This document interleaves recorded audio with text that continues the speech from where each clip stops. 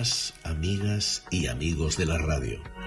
Esto que escuchas es Soledades, un espacio que nace para acompañar, para escuchar y para compartir silencios y palabras.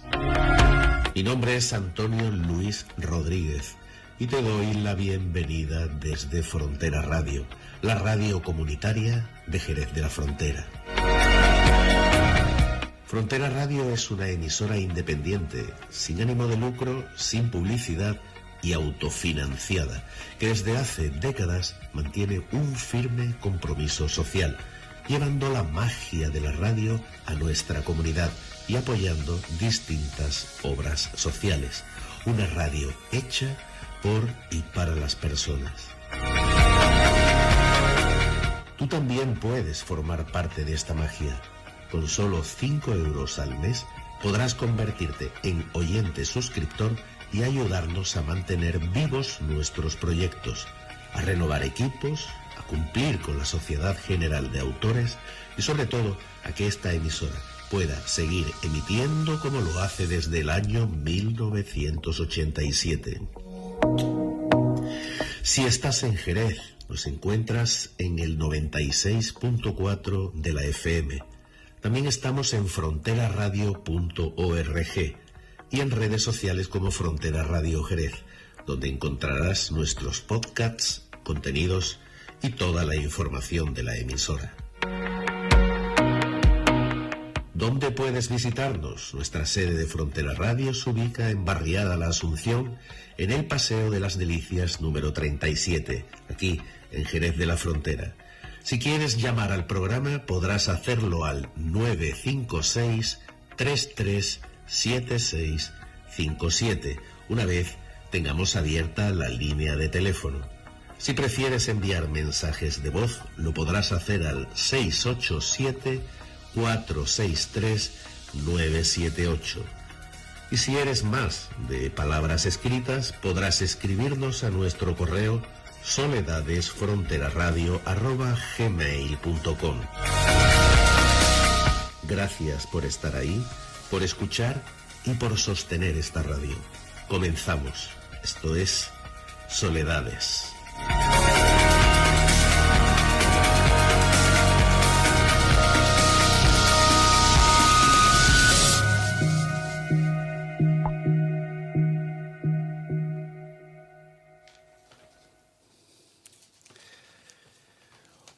Hoy en Soledades queremos mirar una soledad poco visible, pero profundamente sentida. La soledad de niños y adolescentes que sienten el mundo con una intensidad especial. Para ello contamos con una invitada referente en España en alta sensibilidad, psicóloga especializada en infancia y adolescencia, divulgadora y conferenciante y presidenta de la Asociación Española de Profesionales de la Alta Sensibilidad.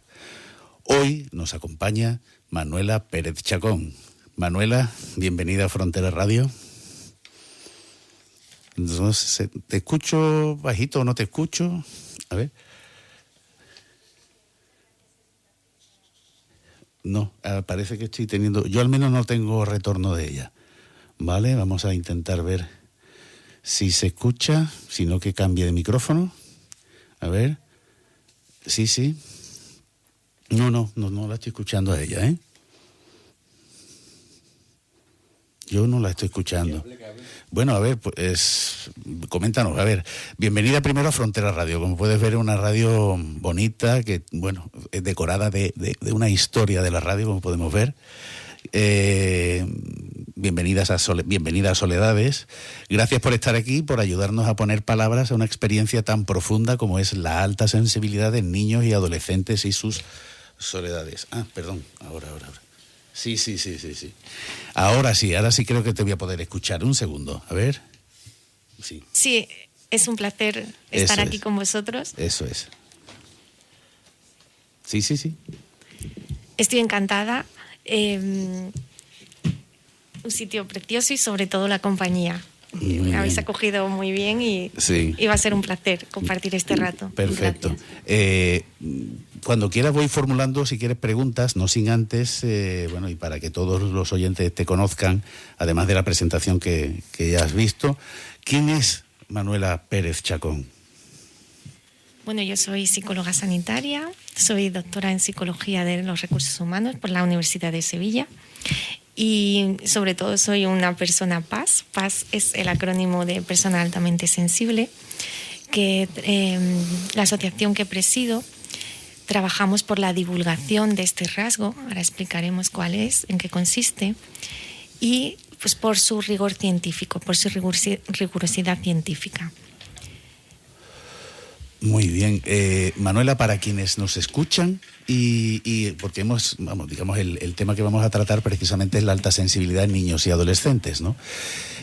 Para los que nos escuchan, para nuestros oyentes, ¿qué significa ser una persona altamente sensible? ¿Qué es ser PAS y por qué es importante entenderlo desde la infancia y la adolescencia? Bueno, ser PAS es un rasgo de personalidad que se ha descubierto recientemente en comparación con otros aspectos de la psicología, en los años 90 en concreto, y que abarca una forma de sentir, de procesar la información, es decir, de pensar de manera más intensa, lo cual causa también mayor sobreestimulación, mayor saturación, y son personas con mucha empatía, creatividad, perfeccionismo. Y es importante identificarlo en la infancia y en la adolescencia cuanto antes, porque es un rasgo de personalidad que si no se gestiona bien, porque abarca sobre todo la gestión emocional y afecta también a las relaciones con otros, si no se gestiona bien, pues puede derivar en determinados trastornos y dificultades. Y también porque se puede confundir esas características o esos signos en síntomas psicológicos. He leído en tu libro que has realizado una investigación, algo así como la escala de la persona altamente sensible. Es decir, dentro de lo que es la sensibilidad existen como una medición o algo así, ¿lo que quieres decir? Exacto. Sí, yo empecé a investigar sobre alta sensibilidad precisamente preocupada por los malos o vacíos de diagnósticos en los niños y niñas. Y me preocupaba mucho porque venían con determinados signos, pero realmente no encajaban en un diagnóstico. Y estos menores, pues muchos de ellos eran altamente sensibles, pero con los adultos igual. Entonces, por eso empecé en la universidad, hace ya varios años, un programa de doctorado para poder investigar con rigor científico y crear la escala de alta sensibilidad para población española. Entonces lo que hicimos fue una traducción de la escala original de la doctora Elaine Aron y una validación psicométrica y esta escala está a disposición de todas las familias y todos los profesionales que quieran utilizarla. Es de acceso abierto, la pueden encontrar en el Banco de Instrumentos de Salud Mental del Cibersam. Y también en nuestra web, en la web de la asociación y de la fundación. O sea que podemos autoevaluarnos, ¿quieres decir? ¿O cómo? Bueno, podemos darnos el privilegio de esa pequeña información la información que nos da el test. Después una evaluación sería algo más riguroso. Pero en principio, por lo menos para tener una idea, sí, todo el mundo puede acceder al test. Digamos que lo que hace una baremación, ¿no? Más o menos, de en qué nivel de sensibilidad te encuentras, ¿no? Exacto, porque las investigaciones nos dicen que entre el 20 y el 30% de la población es altamente sensible. Entonces, con este test sí que da una puntuación, una baremación, y ya cada persona pues puede ver en qué porcentaje está. Vale. Para situarnos un poco en el programa en el que nos encontramos, como es Soledades, entendemos la soledad, y ahora vamos a hablar un poco también de esto, como algo que nos surge de la nada, ¿no? Manuela, ¿puede un niño o un adolescente experimentar soledad y qué factores emocionales, familiares o sociales suelen influir en esto? Sí, pueden experimentar soledad y es algo determinante porque realmente cuando un menor se siente solo puede estar acompañado pero sentirse solo.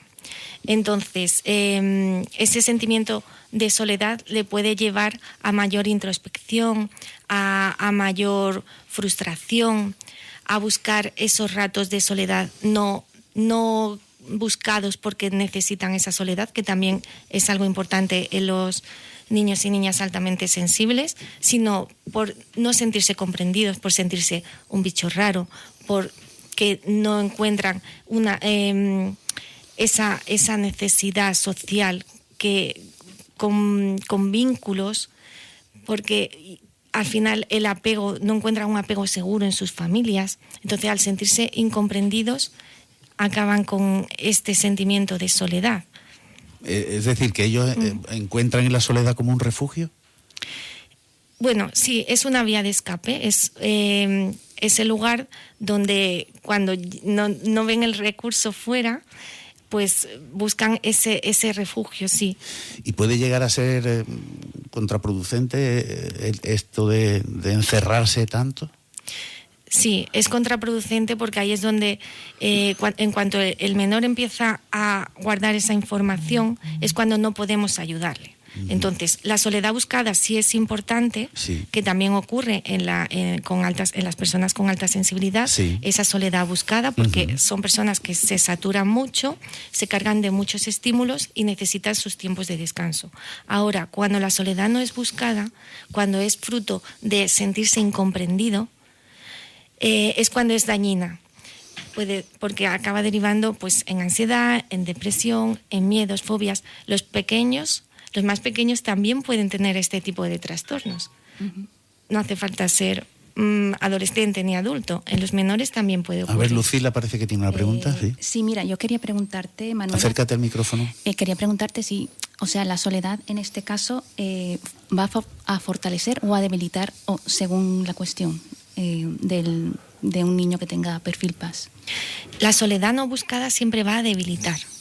Van a ser menores que se esconden, se refugian y van a empezar a aparecer síntomas de cualquier tipo, desde el rechazo escolar, el no querer ir al colegio, hasta cualquier dificultad de estrés, ansiedad, terrores nocturnos. Cualquier síntoma empieza a aparecer en el momento en el que ellos no pueden expresar qué sienten, porque lo que sienten es precisamente ese rechazo, esa incomprensión. Entonces, este tipo de soledad sí es dañina para estos menores, y sobre todo con este perfil de alta sensibilidad. ¿Y qué diferencia hay en esa soledad de un niño PAS a un niño no PAS? ¿Qué diferencia hay? ¿Cuál es la diferencia de esa soledad? Bueno, un niño no PAS entra en soledad en el momento en el que se siente aislado socialmente. No tiene vínculos o se aparta por cualquier motivo o lo apartan, entonces siente esa soledad. En cambio, un niño con alta PAS, le solemos llamar NAS, del acrónimo Niño Altamente Sensible. O sea, digamos, el que es no PAS sería NAS.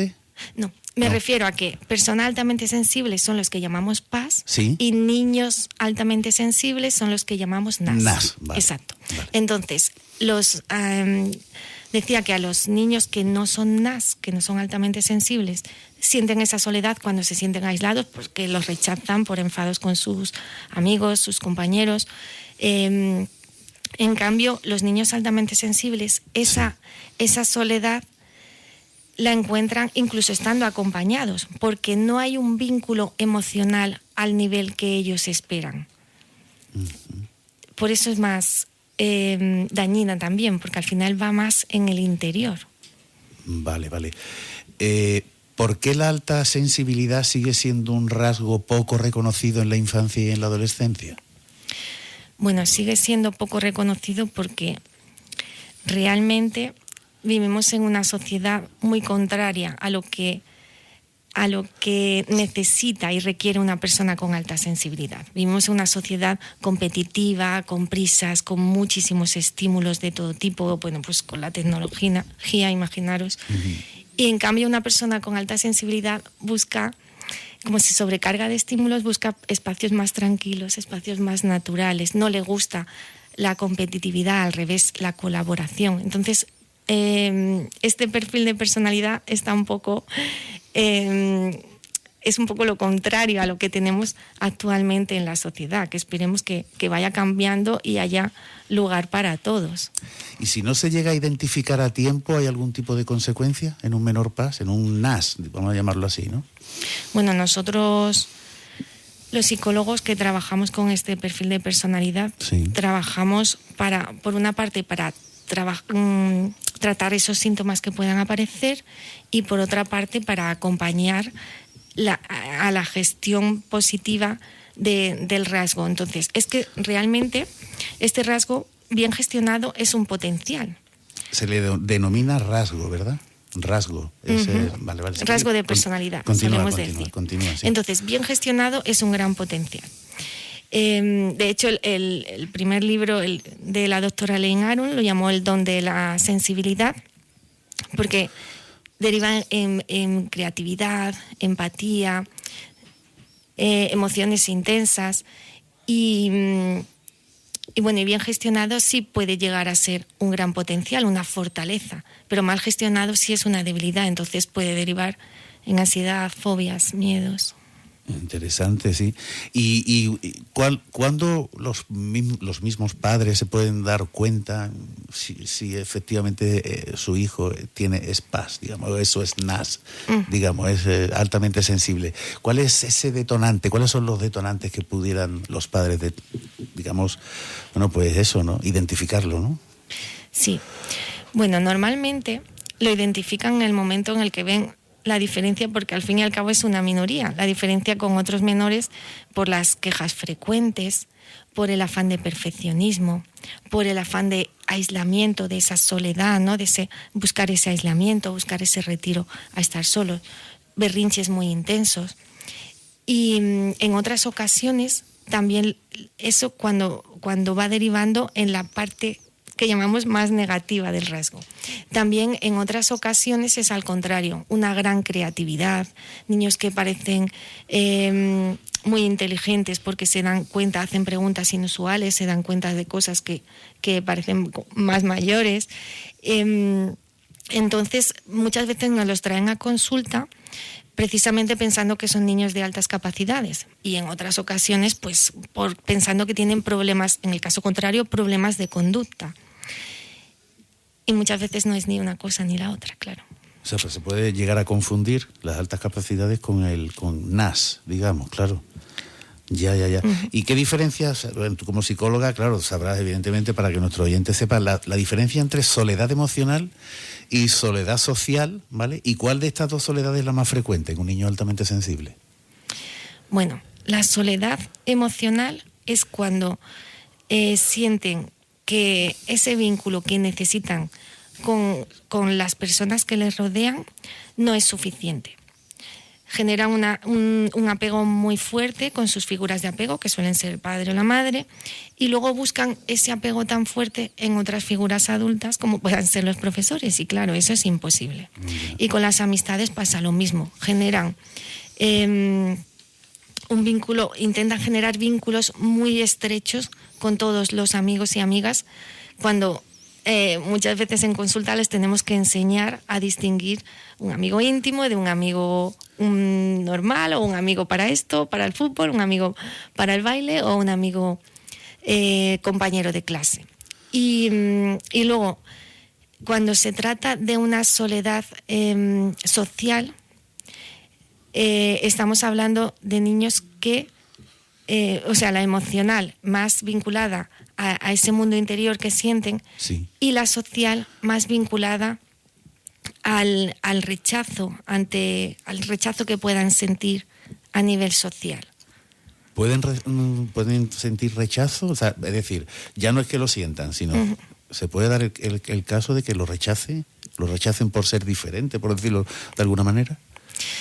Bueno, sí que son menores más vulnerables, porque tienen un gran sentido ante las injusticias.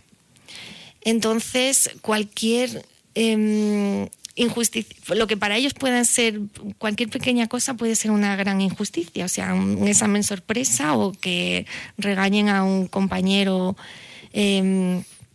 o que ponga un castigo grupal a toda la clase. Cualquier aspecto puede ser una gran injusticia. Después pueden parecer también menores más retraídos. ¿Por qué? Porque el pensamiento es más intenso, profundiza más analítico. De este modo, cuando hay una actividad nueva o un contexto nuevo, su sistema nervioso está procesando esa información de forma más intensa, lo cual hace que muchas veces se tengan que parar antes de actuar, cosa que otros menores no hacen, ¿no? Lo normal no hablemos de normalidad porque todo es normal, exacto. Pero lo habitual es que un menor directamente actúe. Entonces pueden parecer niños más retraídos, ¿no? El negarse, ejemplos así que pueda pensar ahora de pacientes o jóvenes que vienen a mi consulta, pues el no querer cambiar de clase en un momento dado porque por improvisación han decidido vamos a otra clase, no querer ir a excursiones cuando sí que disfrutan de aspectos como la naturaleza. No querer ir a excursiones. Exacto, no querer ir a una excursión o no querer ir a un cumpleaños. Pero un eso amiguito. que se agarran, vamos a ver, aquí hay algo que son caprichosos, que dicen yo no voy a la excursión porque no quiero. Eso es lo que puede parecer. Ese es el error, ¿no? Que los adultos puedan pensar que son problemas de conducta, que es capricho, que es un niño raro, cuando en realidad es que su sistema nervioso está procesando más información y necesita más tiempo para ir asimilando toda esa información. Es como si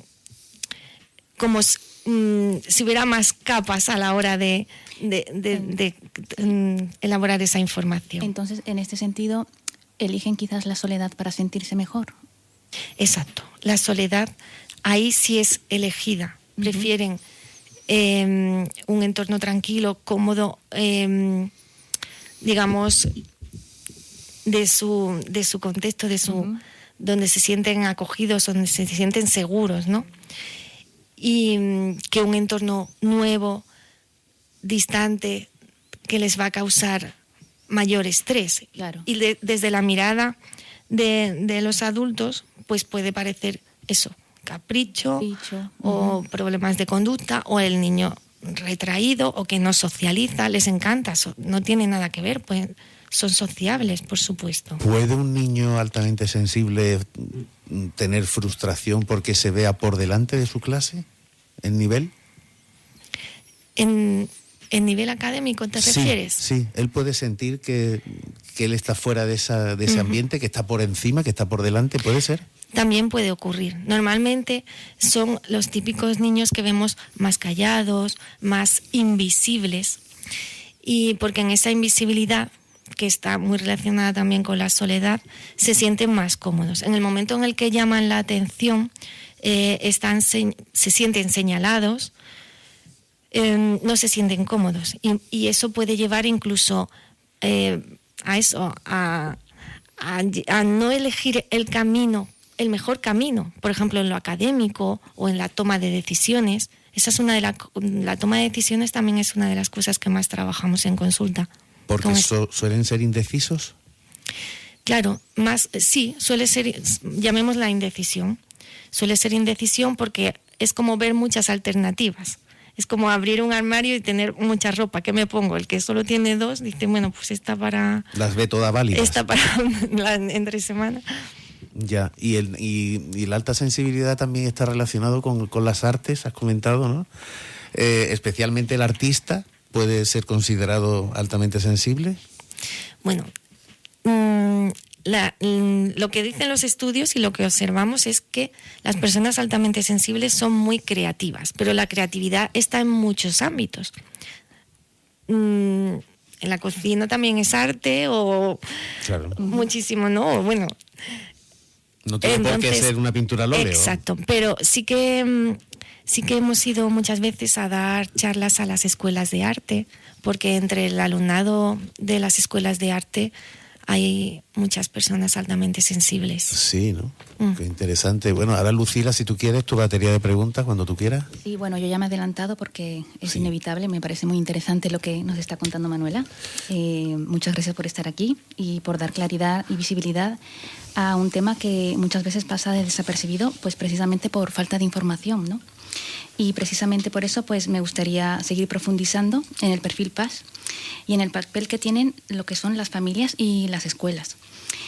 Manuela, muchos padres quieren ayudar a sus hijos altamente sensibles, pero a veces sin darse cuenta pueden cometer errores precisamente pues por no saber gestionar o por falta de información o bueno. Y quería saber cuáles dirías que son los más habituales que pueden cometer los padres. Bueno, uno de los errores más habituales es no validar sus emociones, no validar su forma de comunicarse.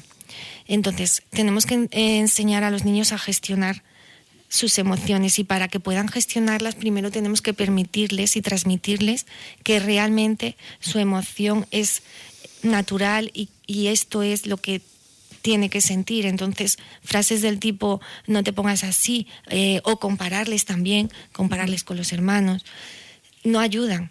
Lo que ayuda es entiendo cómo te sientes, vamos a hablarlo con tranquilidad cuando te sientas mejor. Y claro, el objetivo es que ellos sientan el núcleo familiar como un refugio emocional seguro, ¿no? Exacto, que puedan expresar lo que sienten sin que sentirse juzgados, sin que tengan que esconder eso que están sintiendo, que puedan expresar, para que siempre le digo a los padres, en el momento en el que dejan de contar las cosas, no podemos ayudarles, necesitamos que expresen. Y para que expresen no podemos reñir, a ver, me refiero, en el momento en el que expresan una queja, no podemos cortarle esa queja, tenemos que dejar que la expresen, porque si no la expresan, llegará un momento en el que dejan de contar esa queja, y cuando dejen de contar no sabemos qué pasa por su cabeza y es cuando realmente podemos tener un problema. Ahí es donde sí llega una soledad que podríamos llamar patológica. En el momento en el que el menor esconde lo que realmente le duele, es cuando nos encontramos luego con problemas más serios, ¿no? Como puedan ser incluso autolesiones, incluso riesgo de suicidio. Entonces es fundamental que les permitamos ser quienes son. Otro de los errores de los padres es querer dibujar a su hijo a su medida, ¿no? Quiero que seas de este modo, o quiero que seas, como he dicho antes, como un hermano o como una hermana, ni compararlos, ni esperar lo que realmente quieres que sea. Por supuesto que hay que educarlos, pero cada uno tiene su propia naturaleza y su propio temperamento y su propia necesidad en su desarrollo evolutivo. Entonces, este rasgo de personalidad es algo con lo que se nace, es un temperamento, pero con las experiencias de la vida se va conformando la personalidad en sí. Por lo tanto, esas experiencias, también nos dicen los estudios que en un ambiente óptimo, y óptimo nos referimos validante, ¿no? Pues desemboca en aspectos positivos de este rasgo. En cambio, cuando este entorno perjudica, aísla, hace que este niño o esta niña se sienta aislado, se sienta en soledad, es cuando empiezan a surgir más problemas. Si me lo permites, Lucila, claro. Una pequeña duda. ¿Los altamente sensibles se identifican entre sí, entre ellos? ¿Pueden llegar, digamos, a hacer un grupo? Para que me entiendan. No voy a decir un grupo de WhatsApp, pero... Bueno, esa es una de las curiosidades que nos llegan también mucho como duda de las familias, porque realmente no queremos hacer un gueto o un colectivo de personas ni de niños altamente sensibles. Es algo transversal que se tiene que integrar en la sociedad. No podemos coger los rasgos de personalidad y aislarlo. Y aquí ponemos a los extrovertidos, aquí a los introvertidos, aquí a los amables y aquí a los paz. No, eso no puede ser. Todos tenemos que aprender a convivir en sociedad. Entonces, lo que sí recomendamos es que las herramientas y las recomendaciones que se trabajan para los niños y niñas altamente sensibles y las personas altamente sensibles son de utilidad también para el resto de la población. Son estrategias que ayudan a todos. Cuando en las escuelas pueden poner en marcha programas de inteligencia emocional, por ejemplo, o rincones del silencio o cualquier estrategia ayuda a todos, no ayuda solo a los altamente sensibles. Claro. A todos por igual, claro. Hablando de esto, si miramos el entorno educativo, ¿crees que la escuela actual está preparada para atender a los niños altamente sensibles, para atender sus necesidades emocionales? ¿Y qué aspectos crees que habría que mejorar? Aún no está preparada. Está en proceso. Sí que hemos notado un avance desde hace unos años para acá en cuanto a que la divulgación, también muchas gracias a medios de comunicación como el vuestro, pues la divulgación hace que cada vez más profesorado, más orientadores, más familias conozcan el rasgo de la alta sensibilidad. Pero queda mucho por hacer y hace falta formación entre el profesorado y entre los profesionales, hace falta concienciación y hace falta programas en marcha que puedan ayudar a este perfil de alumnado. Tengamos en cuenta que estamos hablando de un 20-30% de la población, por lo tanto, en una clase de 25 puede haber 5 niños o niñas. ¿Cuánto tiempo lleva esto de PAS, digamos, identificándose como tal? Porque claro, yo por ejemplo, a mí de pequeño me decían, es que este Antoñito es muy sensible. Decían en aquella época. Entonces, ¿desde cuándo está esto de PAS, eso de la escala, que tú has sido investigadora? ¿Desde cuándo todo esto? Bueno, realmente personas altamente sensibles han existido siempre, ¿no? Toda la eternidad. Pero ¿qué pasa? Que hoy en día vivimos en la era de los estímulos. Cuando antes no había, escuchábamos a nuestros abuelos, no había farolas o no había coches o no había... hoy en día, fijaos, ¿no? Pues es todo estímulos por todas partes y a todas horas. ¿Qué ocurre? Que al haber tantos estímulos es cuando han empezado a dar la cara este perfil de persona que consiste precisamente en cargarse de estímulos, en percibir más los estímulos. Es un tipo de percepción mayor. Por lo tanto, en los años 90 fue cuando la doctora Elaine Aron de Estados Unidos empezó a investigar, identificó este rasgo a raíz de estudiar la introversión, la timidez, y se dio cuenta que estos alumnos con los que estaba trabajando no eran ni tímidos ni introvertidos, eran este conjunto de características que ella acuñó este término de personas altamente sensibles o de alta sensibilidad. A nivel científico le llamamos sensibilidad de procesamiento sensorial. Y bueno, eso fue en los años 90. Nosotros, por el año 2013, fue cuando yo estaba en la unidad de salud mental, estábamos creando la unidad de salud mental aquí en Jerez, en el Hospital Jerez Puerta del Sur. Y ahí fue cuando me puse a investigar sobre este rasgo, ¿no? A raíz de esas reuniones que teníamos, fue cuando entonces tiré de profesionales, de compañeros y de familiares para crear la Asociación de Alta Sensibilidad, de psicólogos y profesionales de alta sensibilidad. Aquí en España no había ninguna asociación de profesionales de alta sensibilidad y tampoco se estaba estudiando todavía en las universidades españolas, sí que estaban ya en universidades de otros países del mundo. Entonces, en el 2021 fue cuando publicamos la escala de población española. Ajá. Interesante, sí. Y hablabas de inputs y de estímulos. ¿Eso hace que la alta sensibilidad aumente? Porque se detecta, gracias a eso se detecta. Pero, ¿la alta sensibilidad puede ser aumentada hoy en día? Creemos que sí. Realmente, antes se hablaba de ser altamente sensible o no, o sea, tener alta sensibilidad o no, y ahora ya hablamos más de un continuo, ¿no? Que es también más razonable, igual que otros rasgos de personalidad, ¿no? Como os comentaba antes, como la introversión y la extroversión está dentro de un continuo. Nadie es ni totalmente extrovertido ni totalmente introvertido, estamos ahí moviéndonos en ese rango. Pues con la sensibilidad también. De hecho, desde aquí hago un llamamiento también a que haya más estudios de alta sensibilidad en población más mayor o más adulta, porque sí que se ha observado que en personas más mayores se intensifica, que también es lógico en comparación con otros aspectos psicológicos y de personalidad, ¿no? Las personas mayores, siempre hemos dicho, mira, si es muy cariñoso del abuelito, es más cariñoso, de abuelito es más cariñoso todavía, si es muy gruñón, de abuelito es más gruñón todavía. Bueno, pues con esto de la sensibilidad pasa igual, se va incrementando, sí. Vale. Y Manuela, entrando en el periodo de la adolescencia, un periodo especialmente delicado, ya que la autoestima ya es frágil de por sí, porque bueno, es una etapa de cambios, de autodescubrimientos. ¿Cómo se vive o se manifiesta la alta sensibilidad en esta etapa de la adolescencia?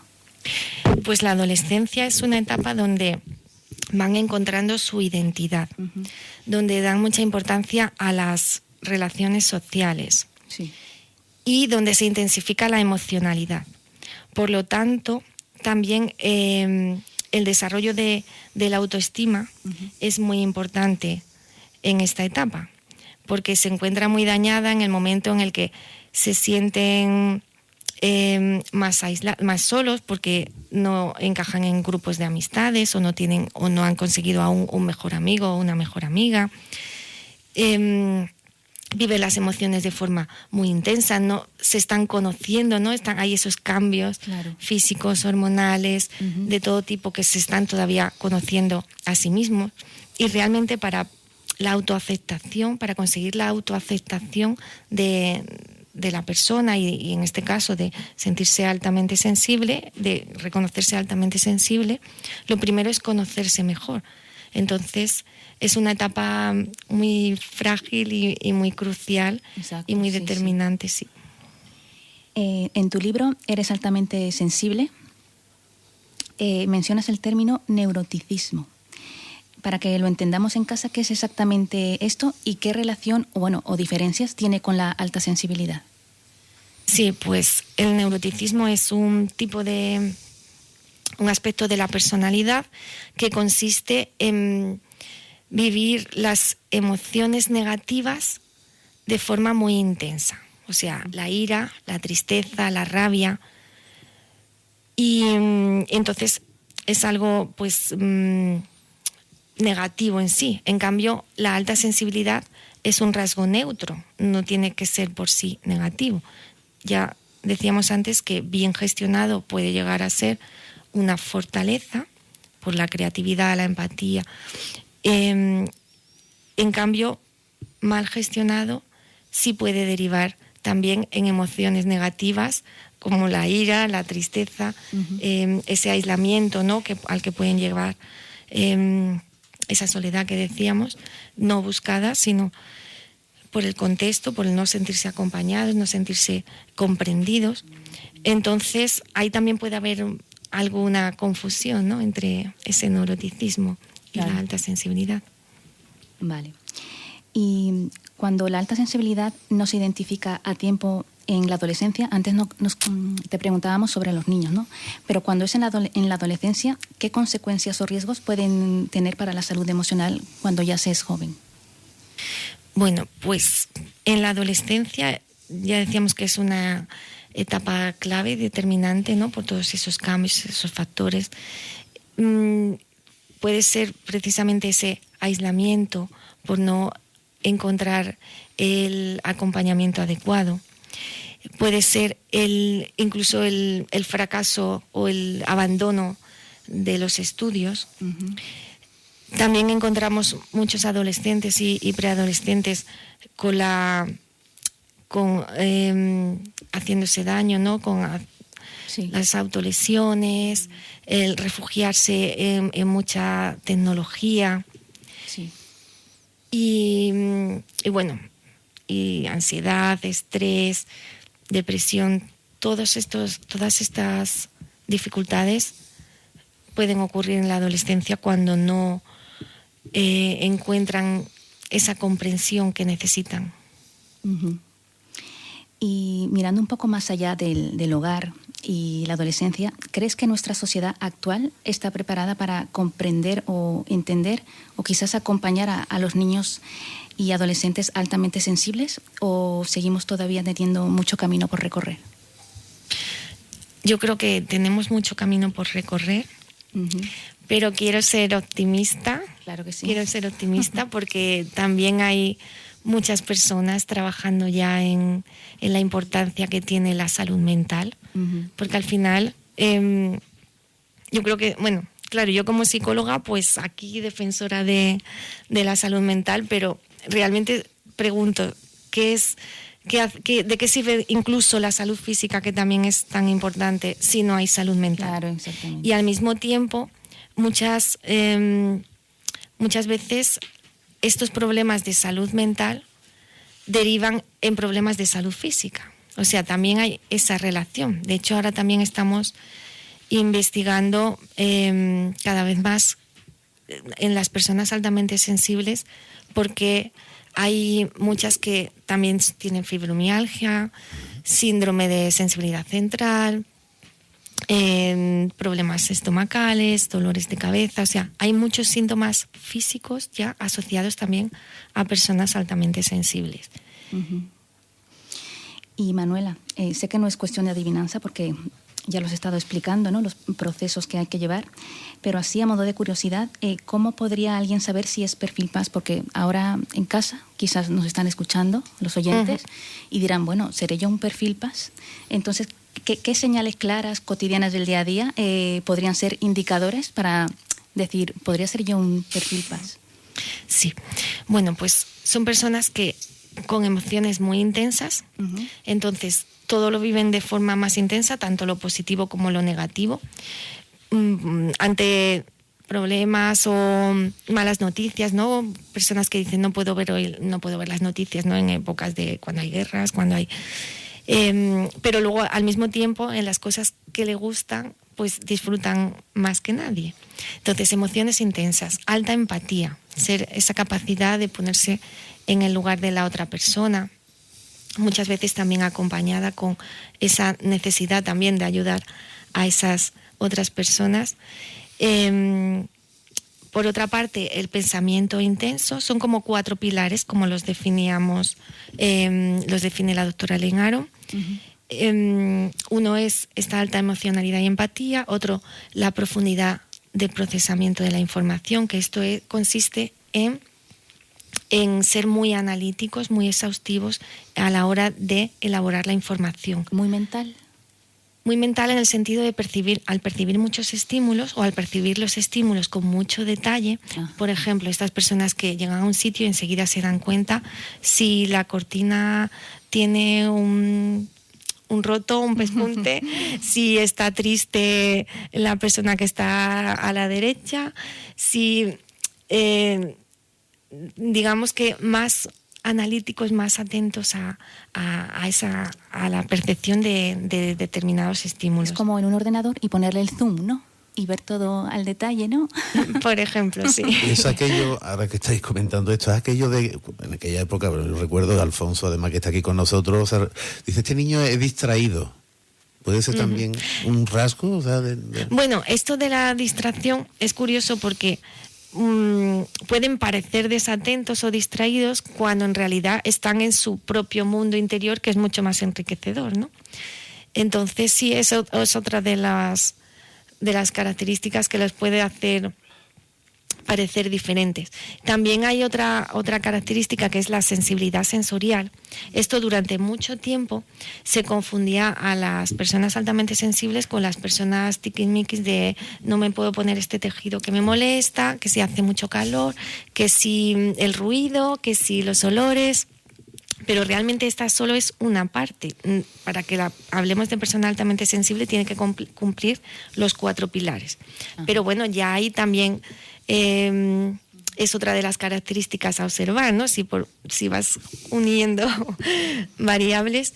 Y luego está también la sobreestimulación o saturación. Pero esto también tiene sentido, porque si tú realmente te pasas el día cargándote de estímulos de una manera desmesurada en comparación con otra persona, llega un momento en el que el cuerpo y la mente se saturan. Por lo tanto, requieres esa soledad buscada para aislarte un rato y desconectar y descargar esos estímulos. Y esto también se puede observar pues en los niños que llegan muy, muy frustrados, con muchos berrinches a una hora de la tarde, después de todo un día cargándose de estímulos entre el colegio, las extraescolares, el comedor escolar y todo.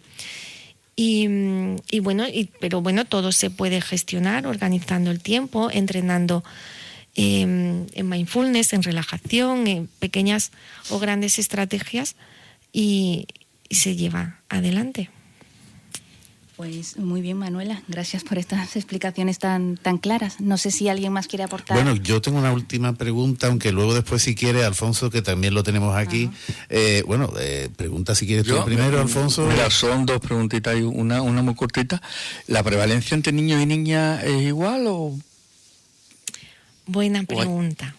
A ver, realmente en los estudios encontramos mayor prevalencia en el sexo, en el género femenino que en el masculino, pero también debemos tener en cuenta que a nivel social el género masculino esconde más la sensibilidad. ¿Por qué? Por la cultura en la que nos encontramos. Entonces, culturalmente parece que como que... Sensibilidad se asocia a debilidad, quizá.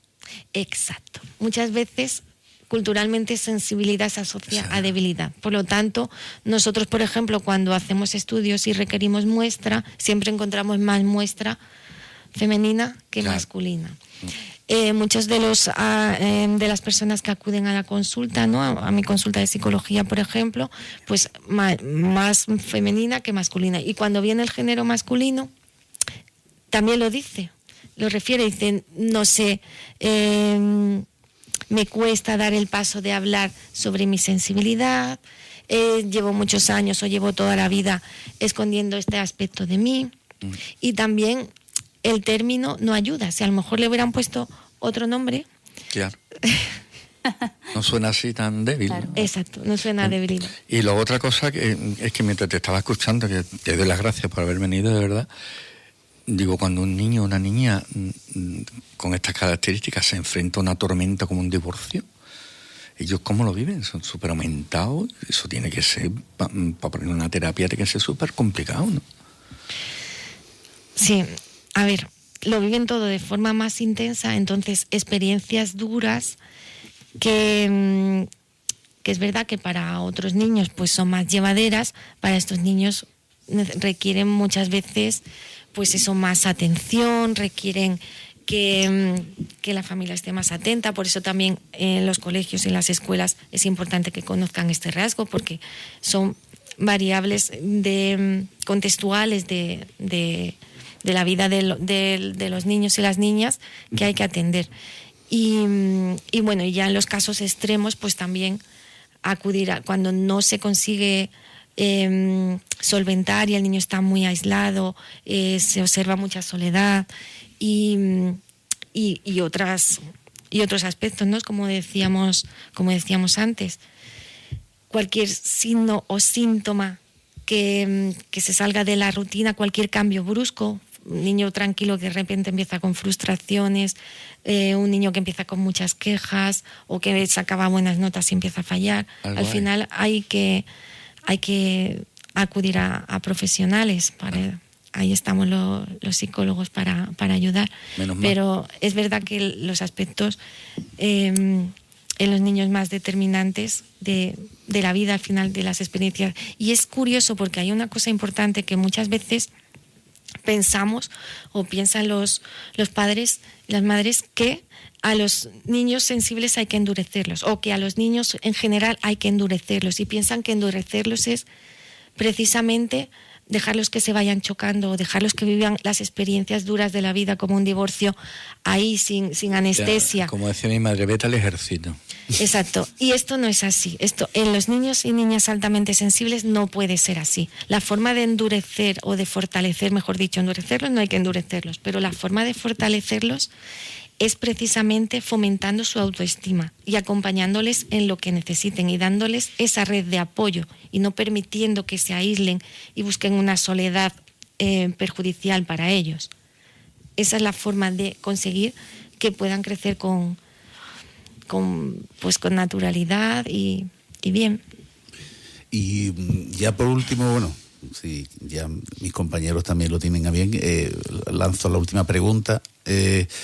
Una alta sensibilidad mal gestionada, ¿cómo es, digamos, en esa niñez y en esa adolescencia, cómo es el adulto? Bueno, pues esos son también los que vienen luego a consulta, ¿no? Los que no lo han gestionado bien en la infancia y en la adolescencia, porque al final derivan en adultos que viven con muchos miedos, ¿no? Mucha inseguridad.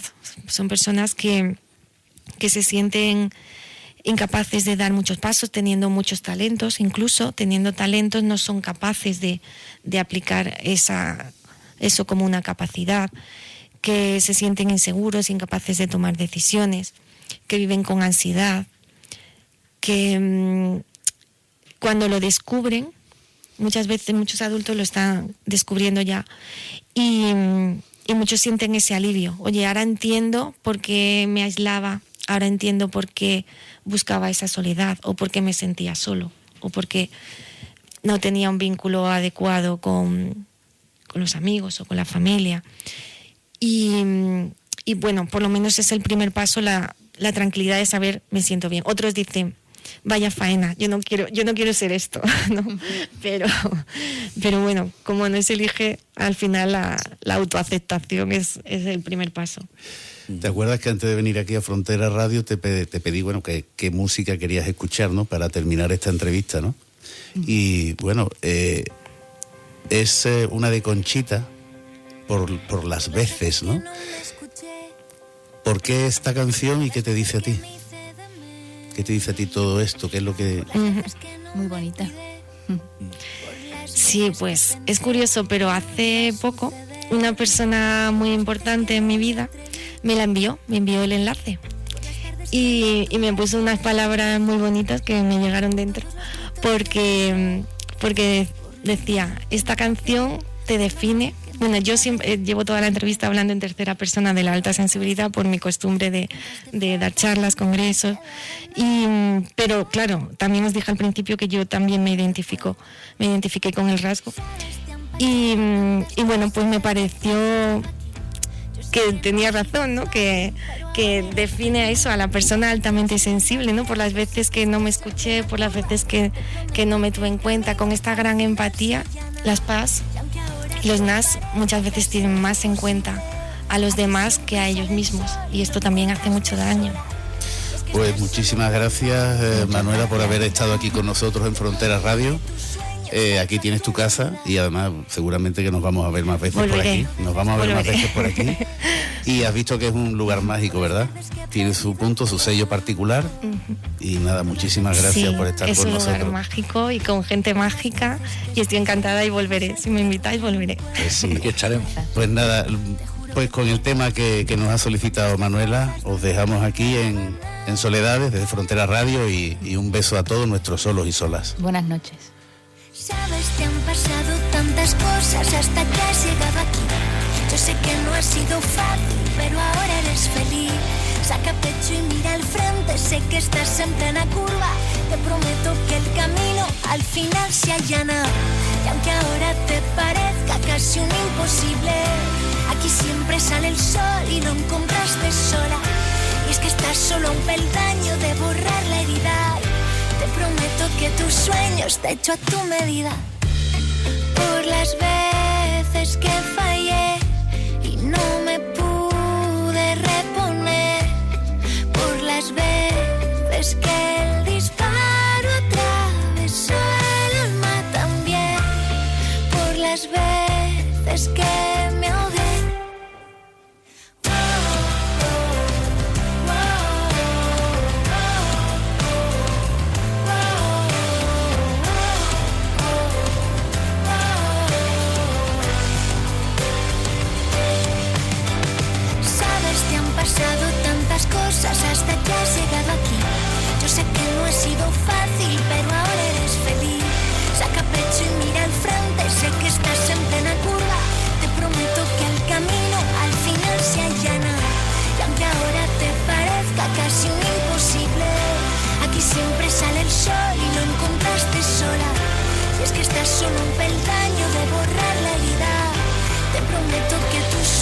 está hecho a tu medida.